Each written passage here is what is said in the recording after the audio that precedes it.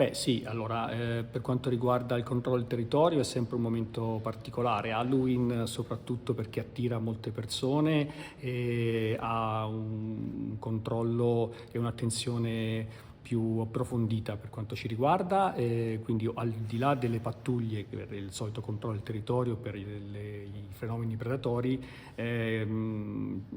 terremo sotto controllo, sotto osservazione anche i punti dove ci sono maggiore aggregazione di giovani per evitare appunto che ci siano problemi di sicurezza, di ordine pubblico e di sicurezza pubblica. Ecco, vuole anche lanciare un po' un appello